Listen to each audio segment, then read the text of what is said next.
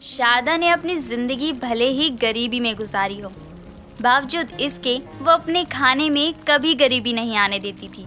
उसके मोटे तगड़े शरीर को देखकर कोई भी कह नहीं सकता था कि वो गरीब है। लेकिन अब घर में नई बहू पिंकी आई थी, जिसके स्वागत के वक्त शारदा की पड़ोसन सुजाता शारदा से कहती है, अरे शारदा बहन, सही है आपके घर में बहू आ गई, लेकिन मुझे एक बात का डर है। इस गरीबी में सारा राशन तो आप खुद ही खा जाती है, तो बहू को क्या खिलाएंगी आप? हवा? मेरी बहू के खाने की चिंता आप मत करो सुजाता बहन। जो हम खाकर जी रहे वही मेरी बहू भी खा लेगी। और भगवान ने भले ही कितनी गरीबी दी हो, लेकिन कभी मेरा परिवार भूखा नहीं रहा है। तुम जी थोड़ी रही हो, तुम तो फूल रही हो।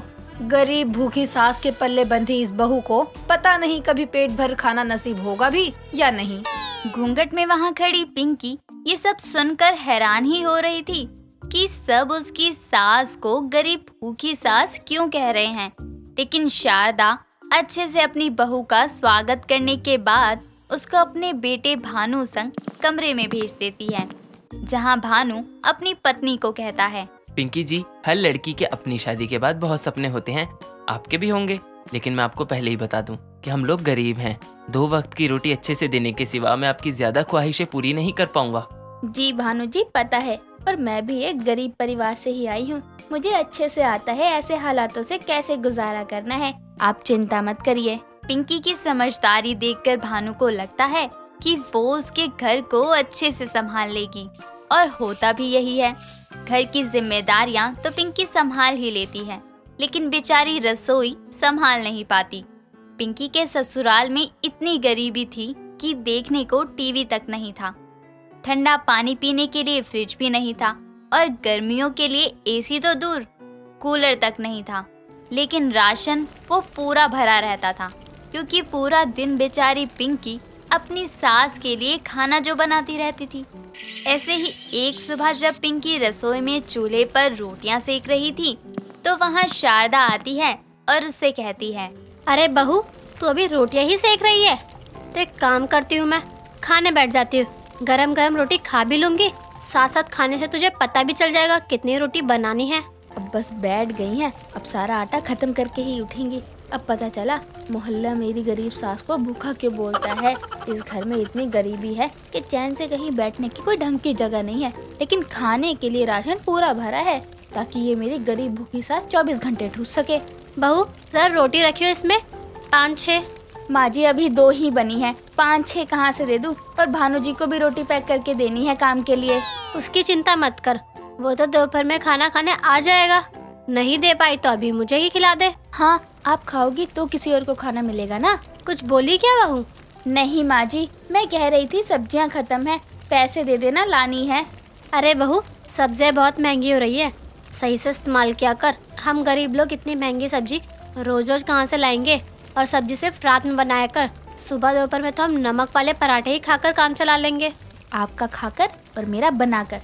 जहाँ से गेहूँ आता है, ये तो आपने इतना भरा हुआ है घर में, तो सब्जियाँ नहीं आएंगी क्या? वैसे ही मैं पूरे दिन एक बार खाना खा पाती हूँ, अब वो भी क्या मैं बिना सब्जी के खाऊं?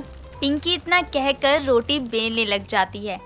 तभी सामने वाली सुजाता एक गेहूं की बोरी लेकर शारदा के घर आती है। उसको आते देखकर पिंकी काम छोड़कर उसके पास जाती है और उससे कहती है, अरे आंटी, ये क्या है इस बोरे में? अरे बहू, गेहूं है। सरकार राशन में हर महीने 30 किलो गेहूं देती है, और तेरी सास ने तो अपने जेठ जेठानियों का भी नाम राशन कार्ड में लिखवा रखा है। वैसे वो लोग शहर में रहते हैं, लेकिन ये आज भी उनके नाम का राशन लेती है यहाँ से। वो तो मेरा बेटा गया था राशन लेने गाड़ी पर, तो वहाँ से भानु ने राशन गाड़ी में रखवा दिया और खुद काम पर चला गया। बहू, अब पता चला इस घर में गेहूं या आटा ही ज्यादा है, बाकी चीजों के लिए तो पैसे लगते हैं, इसलिए हम गरीब लोग वो सब नहीं लेते। ये फ्री है, इसलिए इनका भंडार भर रखा है मैंने। फ्री का आटा खा खा कर सासू माँ फूल रही हैं।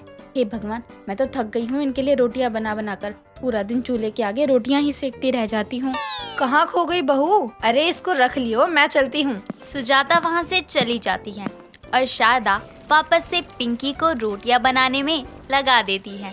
शाम के समय भानु घर आता है तो पिंकी उससे कहती है, भानु जी, आप एक गैस चूल्हा ले आइए ना, चूल्हे पर खाना बना बना कर हमें गर्मी लगती है और कभी कभी लकड़ियाँ बदलते हुए हाथ भी जल जाता है। पिंकी जी, हमने कहा था ना ये गरीबों का घर है, यहाँ आपको ऐसी सुख सुविधाएं नहीं मिलेंगी।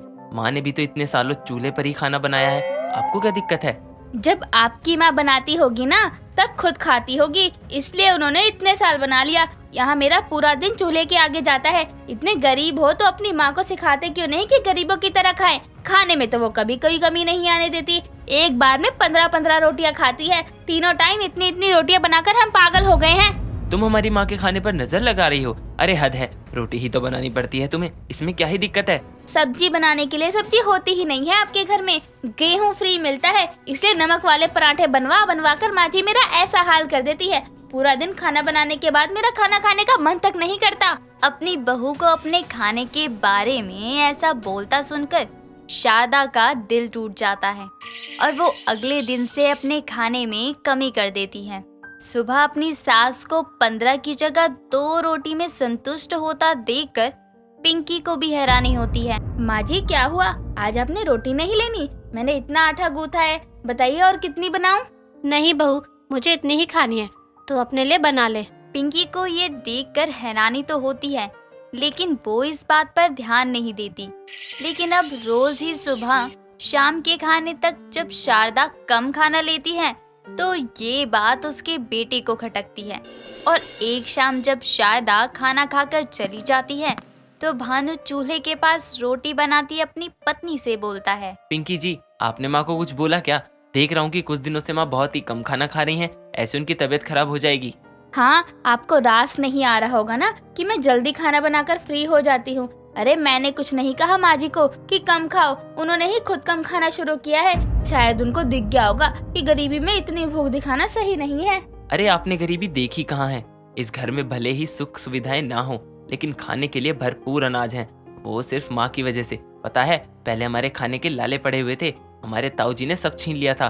पिताजी की मौत के बाद वो तो माँ ने धक्के खा खा कर राशन कार्ड बनवाया और ताऊ जी के परिवार का नाम भी चढ़वाया ताकि राशन ज्यादा मिले। भूख के कारण मैंने अपनी 2 महीने की बहन को बचपन में ही खो दिया था।